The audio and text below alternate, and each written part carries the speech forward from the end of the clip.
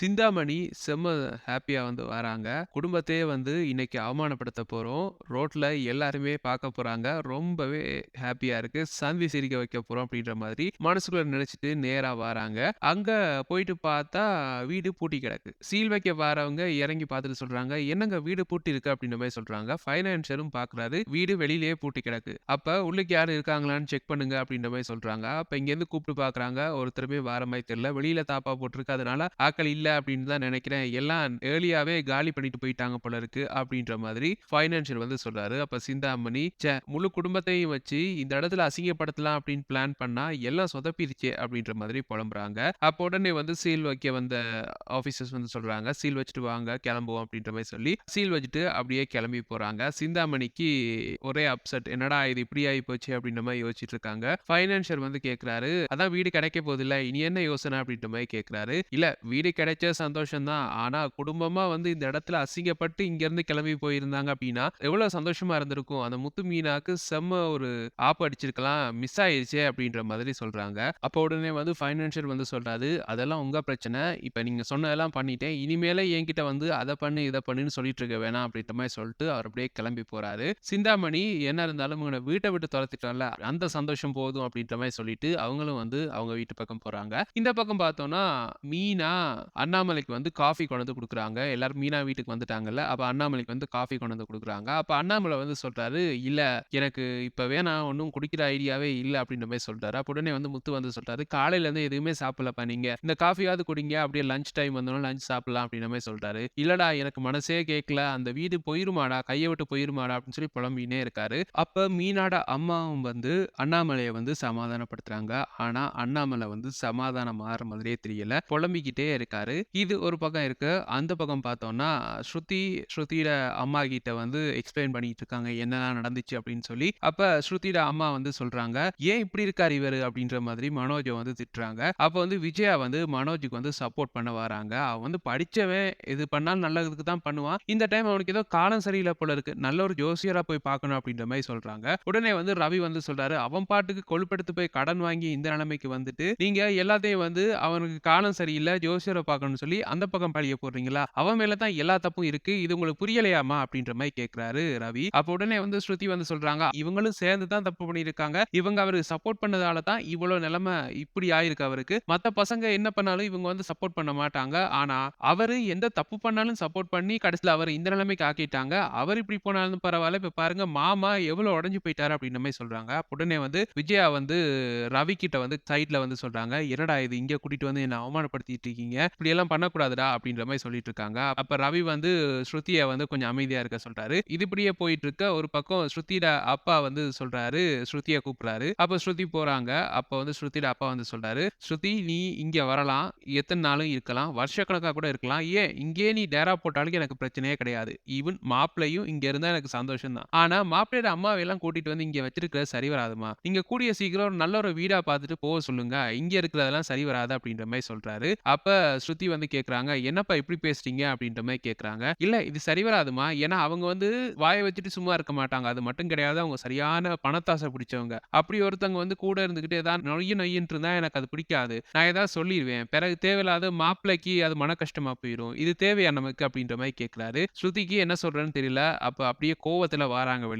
அப்ப ரவி வந்து கூப்பிட்டு கேட்கிறாரு, "என்னாச்சு ஸ்ருதி? ஏன் கோவமா இருக்க?" அப்படின்ற மாரி கேட்கிறாரு. அப்ப வந்து ஸ்ருதி வந்து சொல்றாங்க, "அப்பா இப்படி பேசிட்டாருடா" அப்படின்ற மாதிரி அவங்க அப்பா சொன்னத வந்து சொல்றாரு. அப்ப ரவிக்கு செம்ம கோவம் வருது.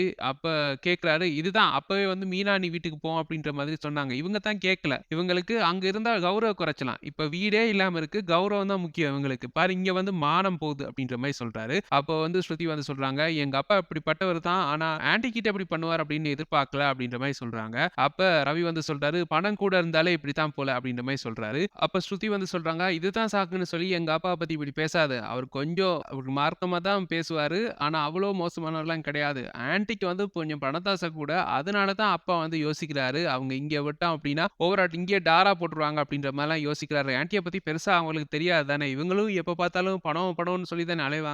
அதனால அவங்க அப்படி நெனச்சுட்டாங்க போல இருக்கு. 2 சைடுமே பிழை சொல்ல முடியாது தானே அப்படின்ற மாரி சொல்றாங்க. அப்ப உடனே வந்து ரவி வந்து சொல்றாரு, "என் முன்னாடி வந்து எங்க அம்மாவ பத்தி இப்படி பேசிட்டு இருக்காத. இது தேவையில்லாத பிரச்சனை ஆயிரும். முதல்ல வந்து வெயிட் பண்ணு. நான் வெளியில போய் முத்துவோட பேசிட்டு எங்கேயாவது ரென்டல் ஹவுஸ் எடுக்கலாமான்னு நான் பார்க்கிறேன். இங்க இருக்கிறதெல்லாம் சரி வராது" அப்படின்ற மாரி சொல்றாரு. அப்ப உடனே வந்து ஸ்ருதி வந்து சொல்றாங்க, சொல்றாங்க. அதுதான் சரி. ஏன்னா, எனக்கும் இங்க வந்து இருக்கிறது பிடிக்கல. ஏன்னா, இவங்களும் எங்க வீட்லயும் அப்படித்தான். இப்போதைக்கு கொஞ்சம் நல்லா இருப்பாங்க. பிறகு ஏதாவது சொல்லுவாங்க. அவங்க உன்ன வந்து ஒரு வீட்டோட மாப்பிள்ளையா வந்து வச்சுக்க பார்ப்பாங்க. இதெல்லாம் நமக்கு செட் ஆகாது. வீட்ல வந்து பேசிக்கிறேன். நீங்க போயிட்டு ஒரு நல்ல ஒரு ரெண்டல் ஹவுஸா பாருங்க அப்படின்ற மாரி சொல்றாரு. அப்ப உடனே வந்து சரி அப்படின்ற மாரி சொல்ட்டு ரவி வந்து கிளம்பி போறாரு. அப்ப வந்து மனோஜ வந்து காட்டுறாங்க. மனோஜ் வந்து ஆஃபீஸ்லயே அங்கேயே படுத்து தூங்குறதுக்கு எல்லா செட்டப்பும் பண்ணிட்டு இருக்காரு. திடீர்னு வந்து அந்த டைம் பார்த்து ரோஹிணி வராங்க. ஏன்னா ரோஹிணி தெரிஞ்சிருச்சு. இப்படி வீட வந்து சீல் பண்ண போறாங்க. அது மட்டும் இல்லாம வீட்ல யாருமே இல்ல. எல்லாருமே எங்கேயோ கிளம்பிட்டாங்க அப்படின்னு தெரிஞ்சிருச்சு. சரி மனோஜ் இங்க தான் இருப்பான் அப்படின்னு சொல்லி யோசிச்சு வாராங்க. அங்க வந்து மனோஜ் மட்டும் இருக்காரு. அப்ப மனோஜுக்கு வந்து ரோஹிணிய பார்த்தோனே சந்தோஷம். "வா ரோஹிணி" அப்படின்ற மாரி கூப்பிடுறாரு. அப்ப வந்து "என்ன மனோஜ் இங்க படுக்க போற?" அப்படின்ற மாரி கேட்கறாங்க. அப்ப வந்து மனோஜ் வந்து சொல்றாரு, "வேற என்ன பண்றது?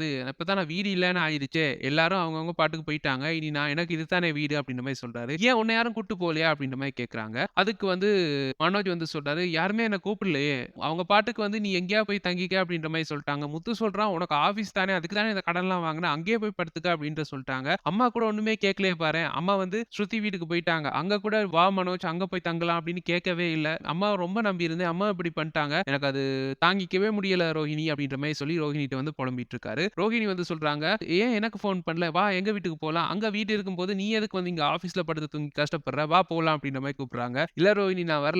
அம்மாக்கு இதெல்லாம் பிடிக்காது" அப்படின்ற மாரி சொல்றாரு. "உங்க அம்மா தான் உன்ன வந்து நடுத்தெருவுல விட்டு போயிட்டாங்களே. இப்ப ஏன் அவங்கள பத்தி யோசிச்சுட்டு இருக்க?" அப்படின்ற மாரி கேட்கறாங்க. அப்படியே வந்து மனோஜ் வந்து சொல்றாரு, "இதெல்லாம் சரி வராது" அப்படின்ற மாரி சொல்லிட்டு இருக்காரு. ரோஹிணி முடிஞ்ச அளவு வந்து அவங்க வீட்டுக்கு எதிரா வந்து மனோஜ வந்து பிரெயின் வாஷ் பண்ணிக்கிட்டு இருக்காங்க.